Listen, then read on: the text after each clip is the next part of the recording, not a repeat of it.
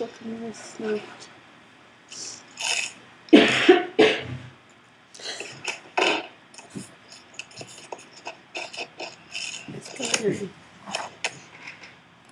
So.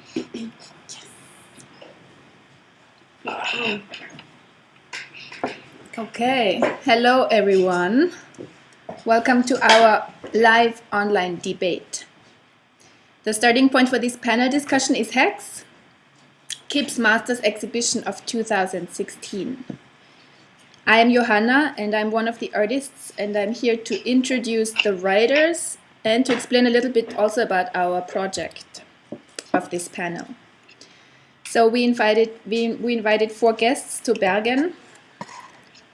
You can see them now. And they came to see our graduation show.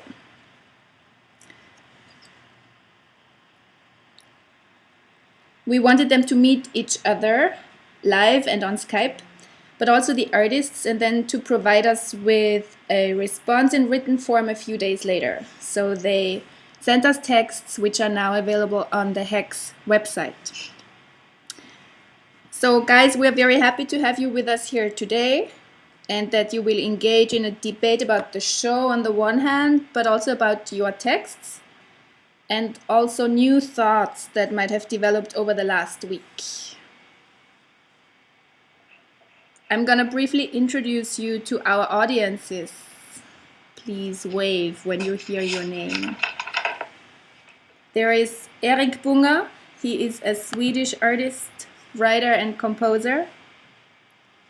In his texts that he sent us, he picks up on the curatorial decision of structuring the exhibition in a temporal way by having the lights come on and off at different times. He takes the topic of light further and reflects on subjects like creation and speech. Delphine Bedell is currently an artist in residence at the Hordaland Kunstcenter in Bergen. She works at the intersection of photography, design, and publishing. She sent us a text called In Praise of the Shadows, where she develops the idea of the haptic image, which she will hopefully talk about a little bit more later on in the discussion. In her text, she's taking a closer look at selected artworks and relates them to each other and the show as a whole. Then we have Christian Schilstad, who is an Oslo-based artist, writer and critic. No. Well, that's what we know about you. Stop it, Christian. For his text on the show, he mixes different narratives. I think that is correct. And one of the voices he establishes seems to be drawn kind of directly from his immediate experience of the exhibition, and also the task of responding to it, which was interesting to us. And then there is Agatha Vara. She's calling today from Oslo. And she's an artist and writer who has worked for Bergen Assembly in previous years. So there is a Bergen connex with her too. Her contribution is the translation of the Almanach de Gourmand from 1804. And this text compares the gourmand with the greedy and describes the use of different berries and fruits. We are also very interested about her choice of her contribution. So I want to thank you and the audiences in Bergen Kunsthal and online on behalf of the whole class for being here today. And we're very much looking forward to this discussion. It's also the last chapter in our panel experiment, and we are curious how this hour today is going to influence, and we hope also enrich, the reading of our show, not only today but also in the coming weeks. So I'm now handing over to you, our panel, and wish you and us in the audience an interesting conversation. The stage is yours. And I think to start off, we would like to give the word to Christian. And yeah. Okay. Bonne projection. Yeah.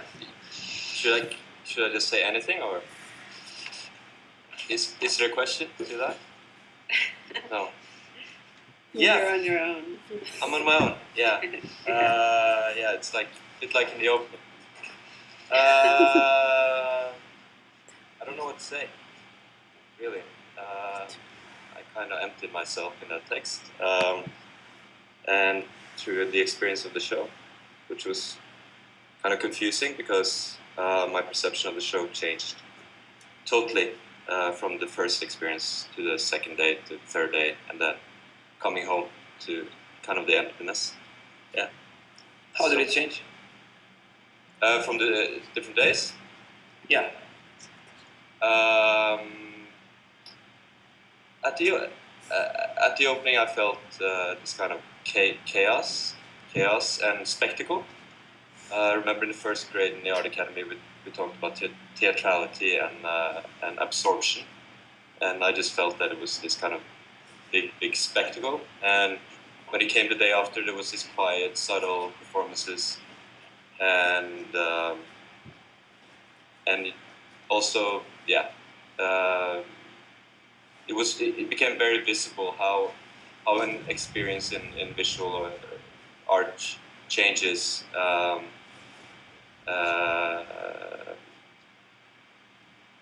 from the opening to the everyday experiences of the show, and more visible than I'm used to be honest. Yeah, maybe because of this curatorial twist of after darkness, light, after darkness, light. Constantly.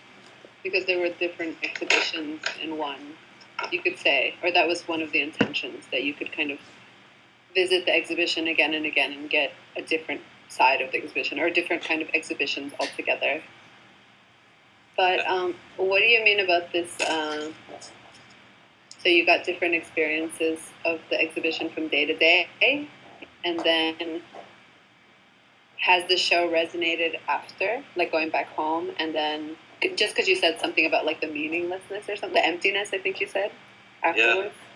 Yeah, I kind of been clinging on to a couple of pieces, but also because, I was a bit jealous too, to be honest. Jealous of what? This feeling of community. It's not very common in Oslo, so that everybody was doing a collective effort. Yeah. And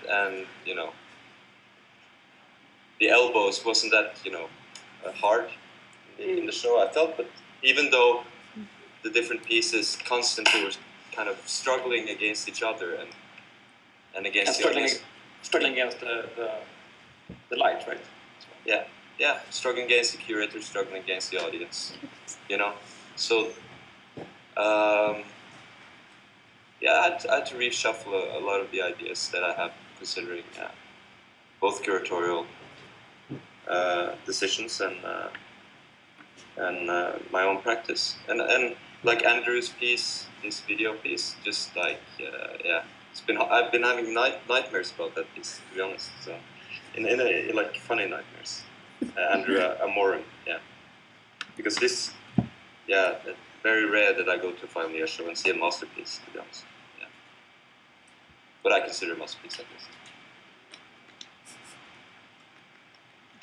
least. I like how in your text, like I can't remember exactly, but it seemed like you went after some of the artworks, kind of like you're very honest about what you thought, what your impressions were. And I don't know, that was really refreshing to read, actually. That it was apparent that some works didn't resonate with you. And it was refreshing to see, because it's very seldom that you see, because when we have invitations to these kind of things, there are certain like pressures, there's all kinds of pressures that come with writing a text or. Anyway, it was really refreshing that you were just like very direct and honest about certain works that weren't, they weren't kind of like your cup of tea or whatever. Yeah, this kind of came from the limit of words, and also that I tried again and again to write these anecdotes, self-biography anecdotes that connected to this kind of Karl Ove Knausgård kind of thing, and then I was constantly kind of building up words as hashtags, and that became the text about the show. So I couldn't avoid saying something specific about the immediate how it immediately resonated with me. Exactly. It's like, sorry, I'm just going to read a little bit. Blue painting or sculpture, wall sculpture, 3D painting, three-dimensional wall painting, sculpture, unavoidable, abstract, made of foam, annoying, induces ideas of violence, rip-off, real rip-off, honest. But then again, dominant. And then purely pathetic, It's, I don't know, how do you feel about that kind of honesty when it comes to your position as a writer and as a critic maybe, and also these pressures that we have to sort of be polite, to always be polite? Yeah, well, I felt like a dude to him because he claims that it's not his art piece, that he's finishing other people's art pieces. So it's a meta level there, and so if there's anyone that should accept my meta level, it's him. When it comes to other people, where I clearly haven't looked at the art pieces enough, and I come to short, and I write that, I have more of a bad consciousness, to be honest. That you had a bad hair day, and you let the piece kind of, you can't find any words both because it didn't maybe resonate, but also because you are lacking something at that moment in time, maybe. Or maybe you're just tired of a certain kind of installation, but that doesn't mean it's, that is bad, Yeah. I'm curious to hear more from each of you, how you approach the idea of writing, if there was a idea prior to seeing the show, or if it came afterwards, or how do you see your interaction from your writings to the exhibition? Because they're quite diverse. I mean, they range from a form of appropriation from Agatha to more like a chronicle, like you just described.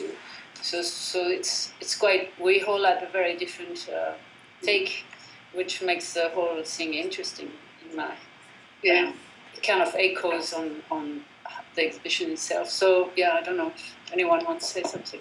I'm actually really curious, Delphine, about whether you've attended the exhibition, so you saw the exhibition and then wrote about it, just because you weren't there when we were there. Yeah, I went on, I think, Wednesday when they were setting up, and the whole thing was like a construction site, basically, complete chaos. Everybody was like barely able to speak, and I kind of went through the exhibition like in 10 minutes, and then I left because nobody was kind of available, and then I couldn't be there over the weekend. But I had a moment where, which I describe in the introduction of my text, which I kind of got the show without seeing it actually. So it was a very strange kind of moment of insight, where understanding this play of shadow and light, and I saw it as a more metaphorical thing, that you need this multiple perspective to make sense of what you see. And this artist tried to convey that in the exhibition. And I also, like you said, quite admire how they've been. You can sense very clearly they've been working together for some time. And despite the complexity of the work, I think the circulation and the space that is given to each of them work quite well. I found that quite unusual, this conversation, the work up with each other. So I try to reflect on this in the way I've been writing. So to answer your question, so I had this first hint on the weekend, and on Sunday I saw the exhibition, and I came back and I wrote the text. So that was it. Interesting. I didn't know your circumstances, actually. I had no idea. So I sort of imagined that you had written the piece based on kind of like an imagined understanding of the exhibition. So it gave it this other kind of layer for me. Yeah. I found it interesting that everyone mentioned the light aspect, which of course is really important. Except you, right? Except for me. Yeah. I can talk a little bit about my approach kind of to answer your question, Delphine. I found it really, at the same time that it was kind of exciting to have this very quick turnaround where we see the show and then we're expected to deliver a text just 2 or 3 days later. In a way it was exciting, and in a way it was impossible. So my approach was, I think what ended up happening was that I took at the kind of like the whole apparatus of like critique or criticism or art writing, and tried to look at kind of like the impossibility of writing about art by shifting my focus to something else that is there is another form of critique that exists that's very like prevalent in our society, which is food criticism. And with food criticism, you're still sort of like allowed to talk about food in these kind of like old modernist ways that have to do with like sensation and taste. So then I just sort of happened to come upon this old text from the 1800s, which was kind of a manifesto by somebody who really appreciated food at a time when the appreciation of food could be seen as a sin, related to gluttony, because food is for nourishment, it's not for pleasure. So he was one of the first people that was developing a certain language about how to appreciate food without being a glutton, and that's what he did. He sort of made up this word. He didn't make it up; it was already in the vocabulary. But he took this word and he kind of like reappropriated it, the gourmand. And then I thought it was so beautiful, his descriptions of fruit, and I thought it was really nice metaphor by which to look at artworks. Artworks. I really thought about the word, taste when I was reading the text, because I mean, I remember there is this. I can't remember what it's. There is a text by David Hume, from 18th century sometime, and where he talks about the way that taste becomes like appropriated actually by, it becomes an analogy for cultural taste, and taste for clothes or taste for art or taste for music or movies, whatever you have. And it's kind of funny that because that doesn't exist in all cultures, right? So that you could have picked smell, or you could have picked another.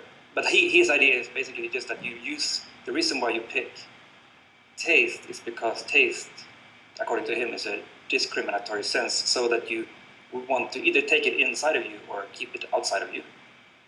And then, so that's the reason why you start using that. Then, as a metaphor, actually. Why art started using taste? Yeah, not only art. Also in fashion or whatever have you. It's always a matter of taste. It's like, I guess taste comes like with the rise of democracy, maybe, or something like that. I'm just speculating. That somehow everyone has to have a taste at a certain point, or it becomes a distinguishing thing. You have to make choices. But now I would say that we're very far from in contemporary criticism to speak of taste is very passe. It's very So we're just completely at a different time. We think we've moved beyond this. But we haven't. Maybe maybe in art criticism, but people speak about taste immensely everywhere on Facebook or whatever. Everyone's just like, if you look about the fact that Prince died yesterday. Absolutely. It's kind of obviously the case that people just want to so much to say. Maybe they even never listen to him, but they want to say that they have good taste. Everyone has to publish a little Prince clip, So I think taste is really, really there all the time. But absolutely. I think in regular society. Sorry. No, go ahead. No, I was just gonna say I think in taste is part of the vocabulary of sort of mainstream society, but I think to speak of taste in art is I'm not sure it's a thing anymore. Well, yeah, it's not really. Christian, you write a lot about taste, Christian. It's about your taste, I'm blurting out my preferences more than taste, I guess. In that day, you know.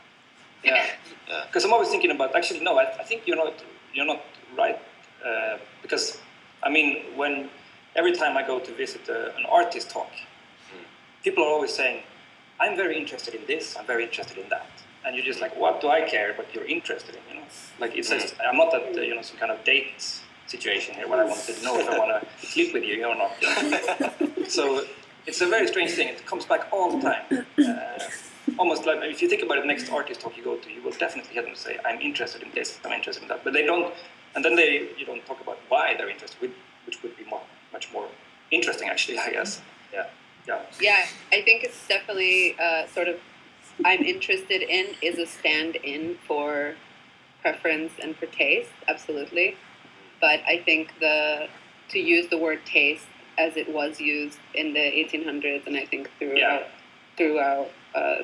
until like modernism, or I'm not sure exactly of the exact history of art criticism, but people don't speak about taste in the way that it was spoken about before, I think. Yeah, it's strange because for me this text by Grimaud that you use, I see it from a different light because it was really written at the time as a political satire also. It was, I mean, some consider it as a first kind of gastronomic criticism, but some argue with that there were also some precedent of this type of writing. Yeah. But it has also something really extravagant because he was staging dinners. And he even staged a dinner for his own funeral. So he invited everybody to attend his funeral, but actually appeared and showed that he was actually alive. So it was, and it was very theatrical. And it was a genre that was existing in Belgium and France at the time of the Revolution. And so it's very, in France, anyone in gastronomy would know his work because he was very influential he invented you could say the gastronomic guide, or the labeling of food. Yeah, exactly. So there is many aspects that we can connect to contemporary practices and around food or a certain form of theatrality or a certain type of writing. The whole idea of copyright, he called it then legitimation. So yeah, I saw it in a very different light than just a matter of taste, but as this text was definitely a political comment. Yeah, definitely. I think what I found most interesting is the language that he used to describe the fruit, and that it was a very sensual experience. And I think it was sort of like a nostalgic thing for me that I personally feel that when I'm looking at art, I'm hesitant to use those grounds, those kind of like sensual grounds. So it was a bit of a nostalgic thing for me to kind of look at a time when language could be used differently. But this text it's a pre-existing text that you edited, or how did it actually work? It's a text. It's an existing text, and I didn't find the English translation anywhere. Actually, I only found it in this old French. So I translated it with a friend. It's like a quick translation, like a rough translation. I think. You couldn't tell though, because it was pretty. I think it was pretty well translated actually in that case. It's normally originally it's an almanac. That means it's a chronicle that you publish on certain dates. Yeah. And there were 8 volumes of it. And it was published at the time of the French Revolution, and it's the first object of the time. And also the way structured it has very much to do with the French Revolution because they changed the way months were called, and the months were called according to agriculture. So, like for instance, the summer months were the fructidor, the months of the fruit, and so this description of the fruits also has to connect to. Every month, every single day was renamed after the plant that would grow on that day. So it's very, very connected to also the description of the time. So that was till 1806 than... That's what's called the revolutionary calendar. Yeah, exactly. Yeah. I think it's very interesting, the context and the historical context at the time. I think it's also possible to look at a text on its kind of own grounds and look at what the text is doing itself. And I think I was more interested in making a metaphor between writing about food and, of course, writing about artwork. And then I thought that it was quite beautiful, the way that he describes the different fruits and where it comes from, what type, when in the year, and what are the things that you can do with the fruit. It was interesting to see that at the time, many of these fruits were not easily accessible, and just compare it to like what's going on today. You can kind of access everything, all the time. But it's interesting that to have all this background. Thanks.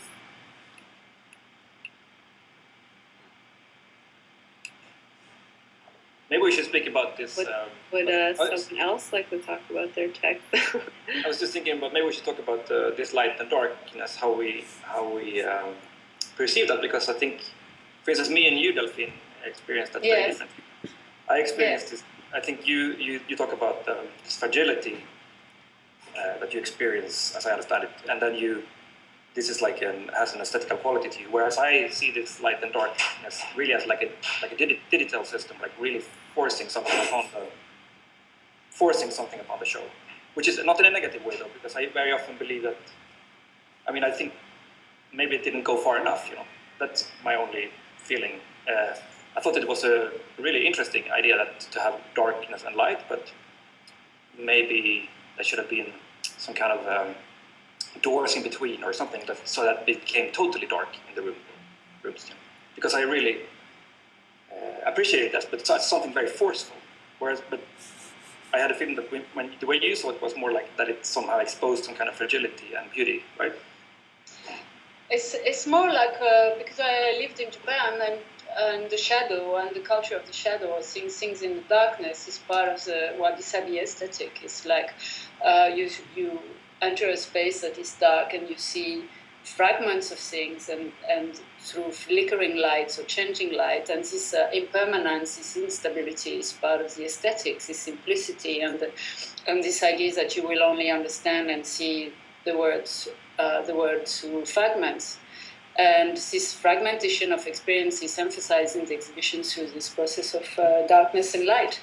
And for instance, if you see the ceramics of Lin Wang, it's very clear, because this process, when a ceramic was broken, you would fix it with gold, or you would include fragments of gold leaf into. So these fragments of gold would catch the light and suddenly change your perception or attention, So it's an art form to use this gold in a broken piece. So when something is broken, it doesn't lose its aesthetical value.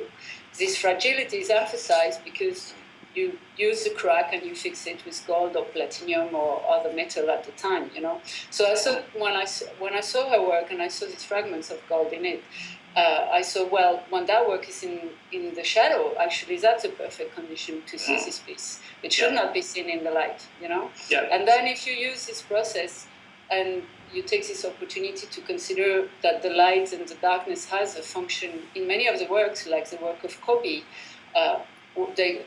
the display of the work in the light and the display of the work in the shadow works in a very similar way as with the phosphor as with the gold. You have just a few seconds to see her drawings, and then they vanish again in the shadow till you put the light on and the phosphor can reload, and then it disappears again. So and even a quote from the work of Anita was also emphasizing this. So suddenly I could see really this subtle interaction and this possibility that through this different perspective you can make sense of something, but a single narrative will give you kind of a Renaissance perspective on things, a very fixed perspective, and this gives the opportunity to see the work in different ways. And And I feel like, for instance, the works that you like by Andrew with a triple projection, it works very well in the same way, because you have a character and you have 3 camera shots, so you have 3 perspectives really within the film. You have the same in the piece of Yafé with its double projection. So a lot of artists even use it as a device to create their work. Yeah. So I saw really the light as more kind of emphasizing things that were already there in the work, and not something imposed on the work. I felt they negotiated quite well. Whether it should be more or less, it didn't struck me as you used the word struggle earlier in the conversation. I didn't experience it as a struggle at all. Yeah. I don't know if that answers your remark or question, but. Sure. Yeah, but Andrew's piece, I was thinking about that a lot, and I think it shines through in the text as well. If certain pieces would survive a more clean context, or if they are dependent on this whole, this concept, and when you mention Andrew's piece, that would, like Chris Marquet's work or whoever in that kind of tradition, would also function as a one-channel piece on an iPhone. So I would disagree with that. Okay. for the reason, because I see his reference this character from called the Wooken figure, the character seen from the back, which is a cinematic device, but it's also a device using like painter Gaspar David Friedrich. So it's a very clear idea that you never get to see his face, you never get to see the character, and the character, you look at the character who look at the landscape, and the landscape looks back at you. So I think as a single channel video, it would be a completely different work, because you would have a single perspective. But that's not my point. I'm saying it would function, and that's one of the layers that I filter my experiences through.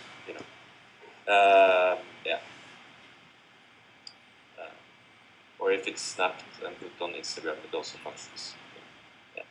What do you mean by function? Yeah, function in the sense that the semiotics of the piece comes through in very, very simple means, but it also has a bigger layer, which you are very successful in your text flowing through, and I think that's for me a definition of a successful art piece, or is something that manages all these levels of immediacy, and also has layers and layers of depth that you can swim in for a long time.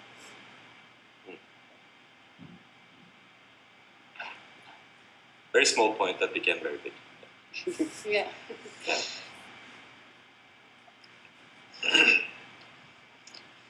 Yeah, I mean, for me, the most, I really had to struggle a lot with the assignment, actually, to write this text, and it was, I mean, I'm not an art critic normally, I don't like to do art criticism either, but there was a moment, was just this perfect moment between Kobe's work, when you were in that room, standing in front of that work, the interference sort of between the way the light worked in her piece and the way the light worked in the whole exhibition was like some kind of interference there that suddenly made it all possible to write. And it was fascinating to see that, because I thought these types of lights were very, very different, and that was enabling me to reach another level in terms of metaphors, in terms of to be able to speak about language and light and so on. But if it hadn't been for that moment, it would have been very, very hard.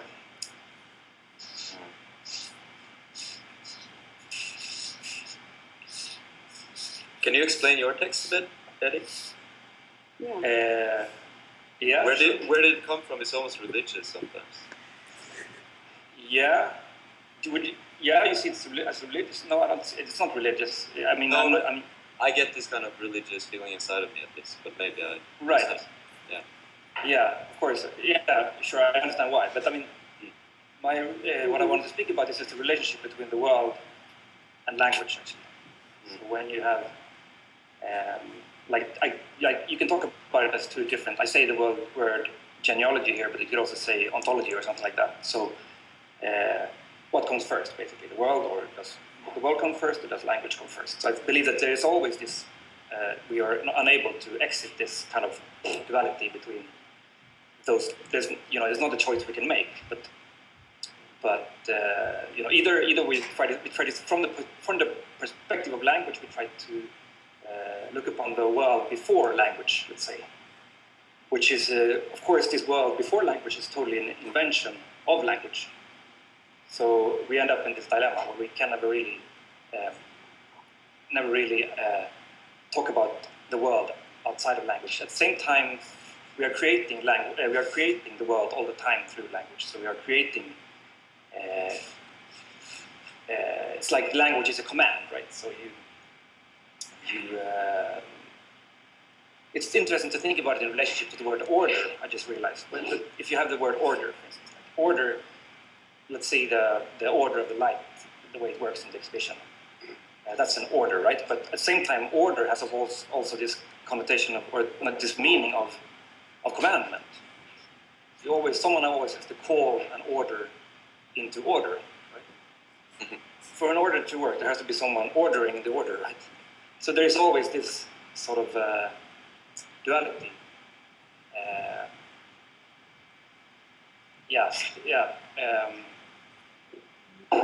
And even if I talk about in the text, I talk about science as a system which comes after the world. I mean, the way the ideology of science normally works is that you have something first happening, and then you make you find an empirical evidence for something, and then so the word comes after, as opposed to religion or law, where you actually command the world. When you say you're guilty, you have to go to prison. You're actually, commanding the world. You're making that happen in the very moment you say it. But even in science, of course, you do that. It's just that it's not really acknowledged. When you say, when you talk about the law of the force of gravity, you are, of course, saying, "Let there be gravity." So you are creating. Gravity doesn't exist in nature as such. It's of course a word. We have invented a law. Nature doesn't follow any laws. So you're always commanding these laws. Someone has to say at some point, there is such a law. Yeah. This is what the text I was trying to explore by using this metaphor of light and speech. And one goes from light to speech, then from the world to speech, and the other genealogy goes from speech to light. That you say, "Let there be light." So I mean, there's a reason why that's the first word in the Bible, that in order to see something, you have to have light. That's how Yeah. But that's in my text, or in this idea of the. I think you need to see with all your senses, not only with the sight. And I think that it seems to me like this exhibition points this quite a lot, that you have a fragmented experience through a fragmentation of light, of images, and through other senses you see, because none of the image is actually really visible or making a representation of what is supposed to be. There is this constant displacement. The maybe best way to explain it is in Link's work, the way she oversizes all the tableware, the sauce boat or the candlelights, the plates, they're all oversized, and the representation are kind of a displacement of between 18th century painting. It's like things are never what they seem exactly. They kind of mimic or reproduce certain mechanism of representation, but there is this constant shift, and which I think is emphasized by the light. So I don't see it so binary. I see it as this kind of more subtle play with. I don't talk about film, but my point is not. My point to you is just that the light, the system that governs the space, is such a system. That is sort of a binary system. But then there is something else That is, when, for instance, in Kobe's work, it was the best example of that. I think the easiest example to explain. That it's actually created through speech. Originally that story. We don't really know what happened. And seems very confusing. And then you have this image of this woman that is so extremely strong. In these original newspaper images that were published around the world, and how that image is created through speech. I'm not saying that. I just think it's the duality between those two different things. It's a duality between two different things that we can never really get our heads around and say. It will always be. It's like a paradox that you always have to think about. But I think our experiences are obviously very different. I really experienced this light and darkness more like something really, really trying to govern the. But I don't like also when everything is presented the way it should be, so that it's ideal for the viewer. Always I liked it when the viewer does not get what he wants. To a even more extreme level in this case, I really, really like it because. It's somehow also. It's in general we are. I feel that as we are supposed to have so much power as viewers when we go to some large. I think that we can interpret everything so and so, and everything is different for everyone. That's bullshit, of course, because we're all governed by language. So we're all like products of language, and there's no way we have no freedom whatsoever. I believe. So I think these types of things, when you do expose that, as in the case of this choreography of the light and darkness, where you force people to enter a certain space because you cannot see that particular work in the darkness, it's a very good device to exactly, for me, to show that possibility of freedom. And Agatha, was for you the experience of dark and light? I found it really frustrating, actually. But maybe this feeds into to what you're saying, Eric. To take away some of my agency as a viewer. I found it really frustrating that I had to wait. And I was counting down, when will the lights turn back on? For a couple of rooms.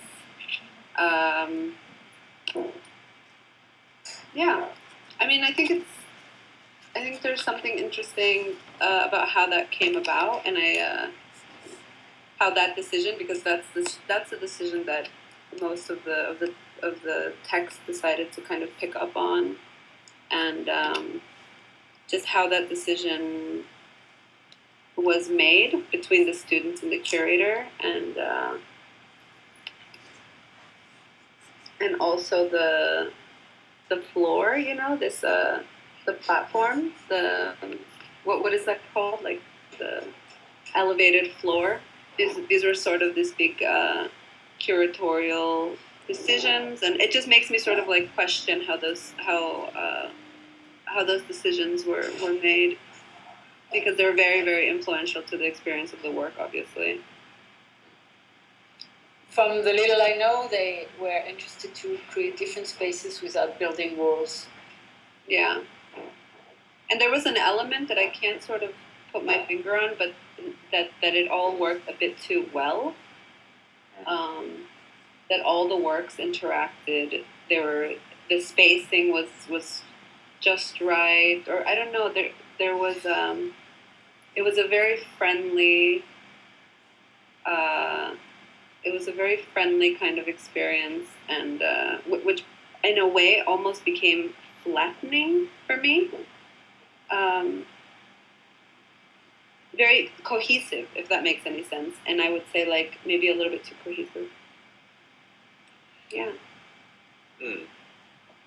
I was thinking how would I react to this exhibition if I wasn't supposed to write about it? If I was coincidentally in Bergen, popping by the Bergenkunstall to have a beer, and then okay, I'll look at the show, and then I don't know if this would have been that successful if I wasn't on an assignment in a way.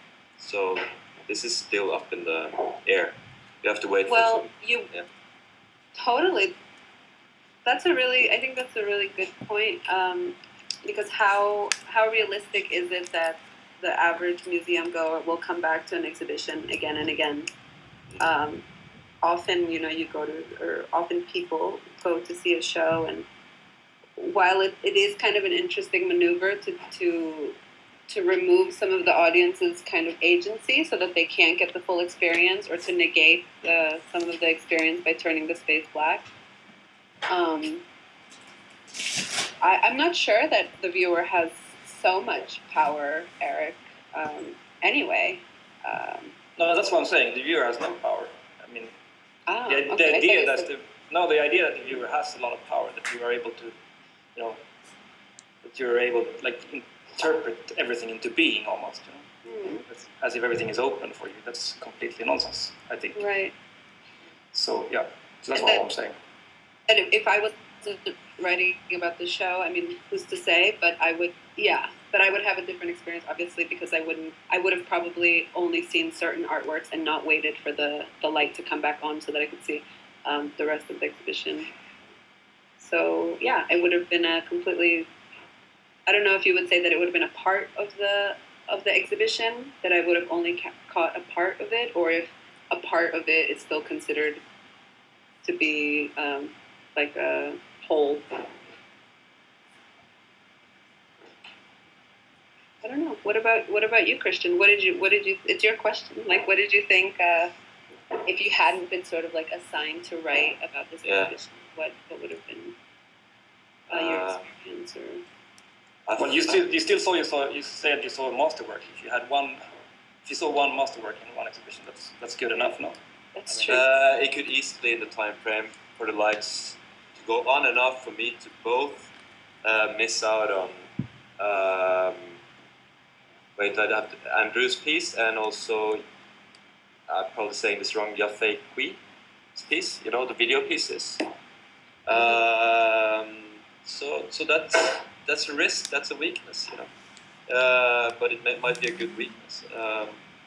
And in my rejective behavior towards sculpture and abstract things, because it's kind of inflation in the art world right now when it comes to those kind of ways of working.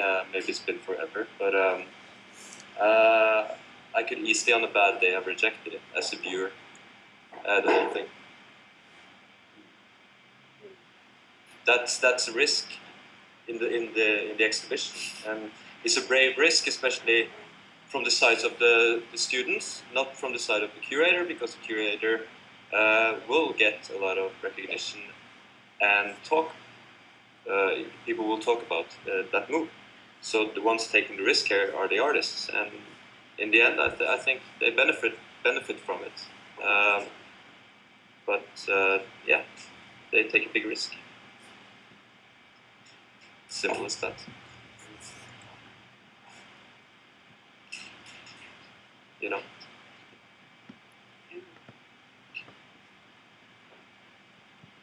Yeah. If the Bergen Kunsthal was as big as Kunstnernes Hus, then they probably wouldn't have done this. Yeah, the reason why they did it was because of lack of space. Yeah. Easily, of course, if they had a double amount of rooms, then they would. They wouldn't have had that idea. I don't think so. So it's a very practical solution that gets this kind of depth. Yeah, and the reason why it gets this depth is because it's executed very, very elegantly. And yeah, that's good, right? Elegance. It's good. I mean, to frame maybe also in other terms, like what Agatha and you just said about the cohesiveness of the show, or that it works too well or not well enough, or how the construction of space and light. I mean, this is also, I teach in different master. I don't see often that they spend so much time putting a show together. And often it's like 1 or 2 months before the end, and it's kind of thrown in together with not so many means. There you can see quite a lot of means are put also into the show. For me, that was also interesting, like what happens when you really give the time and the condition to develop a work, where does it reach, and to discover that in the exhibition. every education model has its pro and cons, and it would be too long in the more or less 5 minutes that's left for us to answer. Yeah. But that's why, for me, also working in education, interesting to see what really happens when you take time to focus on one work and make it happen. On the other hand, sorry, I don't want to cut you off. Yeah, so of course, the artist experience it differently because you have 2 years where you're going to show at the Kunsthalle and this kind of certain pressure already into, I use the word agency, a kind of very strong agency of how you work and the outcome of the work and the construction of the work. But on the other, so I think maybe also this is still an exhibition of a graduation show in a Kunsthalle, so how artists respond to that. So some artists like Johanna took a lot of freedom to be barely visible in the show and still choose a form that will change every day, while others choose a form that is much more constructed. And I feel the exhibition still left that some room for this. I don't know how you experience that, but... But on the other hand, I'm just thinking about the problem of such a show in the very first place. That why is it that, I don't know, why does all academies have to have a graduation show? Not all academies. No, sure, but most of them. Why do they have to? I find it very. The Netherlands, but yeah. Because it's very problematic. It becomes a little bit like an art fair. That you're showing your little. You have your little space there, and then you hope to get picked up. So it's very much towards a kind of market way of thinking. If I was a professor at an academy, I would forbid master shows. If I could, if I had that power. It cannot say. I still had a good. Yeah. We have 5 minutes, by the way. Let's go. Test. Yeah. I think it's problematic for all parties involved. I think I've been invited to curate master shows, and it's.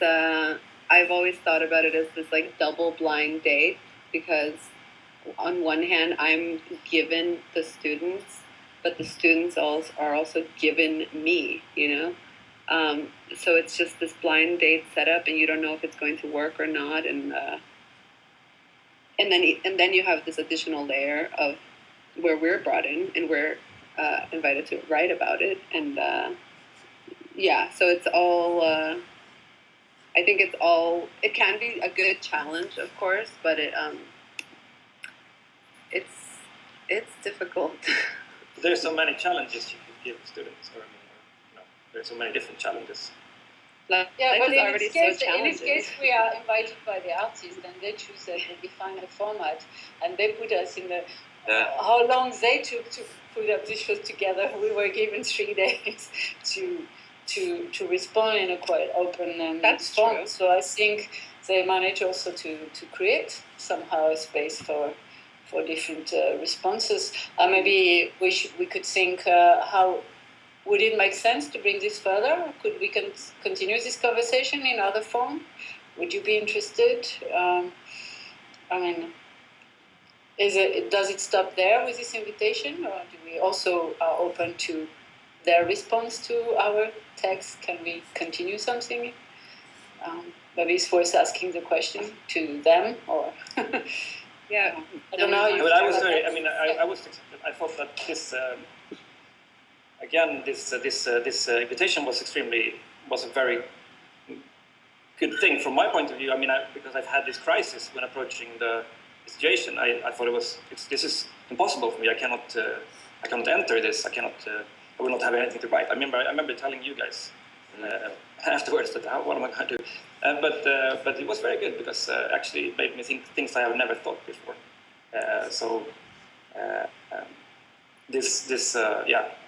This way of, again, this idea of control can be extremely beneficial for reaching somewhere else. So would you be interested to continue or to hear the response, or how could we? Or does it stop here with this? It would be very interesting to hear this conversation. I'm curious where we stand in the last 2 minutes that we have. I'm extremely curious. I'm very curious, for instance, to hear what is missing here in this conversation is, of course, the students. So we could hear the response to the text. I got some responses, but just a few, and it would be nice to have the possibility to do that. So I don't know how that would be done. Yeah, asked them why they were not in the conversation, and they said they wanted the conversation to be among us. So, so it's this multi-layer of conversation. Like we all wrote a text is online. Then we have this virtual conversation where maybe also come questions from the people who are watching. So at this stage, we don't know if there are some reactions. So. Yeah, it would be nice to get their reactions. You can just you can put the different texts out on Facebook and see how many of the students like them. Like as a response. It would be funny because we would be asking sort of for them to respond to our responses, or if our responses are seen as criticism, how often is the artist invited to respond to the critic, and it can just continue. It can just keep going in this forever loop. Yeah, and interesting also if this has been written about in any of the media, the show yet? Norwegian media? I don't know. I'm not sure. No. I'm curious to see what critics would say about you? Students. Yeah, no, but about students hiring their own critics for the show. Mm-hmm. It's kind of because this I felt it. So shit. How can you be critical here when you've been invited by the students? Yeah.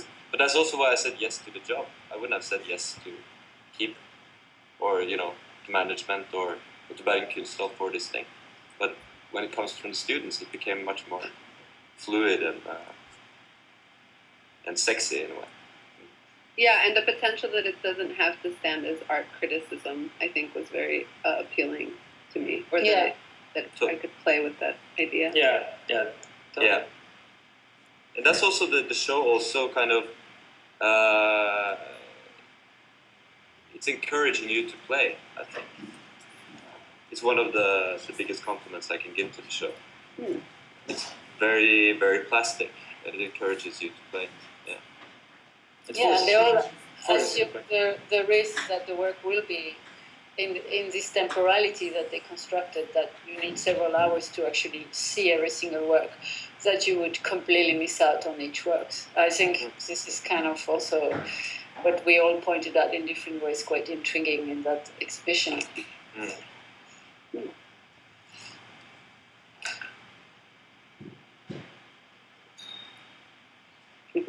So where do we go? I think we're good on time. Where do we go from here? Is Johanna there? Yes. Are they back? Can you hear me? No? Can you hear me? Should we take some last words? Can you hear me? Like the presidential debate? Come on. Maybe here's Johanna. Can you hear me? Yes. Yeah. Okay, now I'm back. Well, you can have what's the? Do you want to have the final words, like in a debate? I don't know. It's fine with me. So otherwise, I think it's interesting that you want to maybe continue the conversation. We'll try to find a way for that. But for today, it's just a big thank you to you. It was very interesting. Thanks a lot. Okay. Bye. Thank you for inviting us. Bye-bye. Bye. Bye-bye. See you later. See you guys. See you Bye. guys.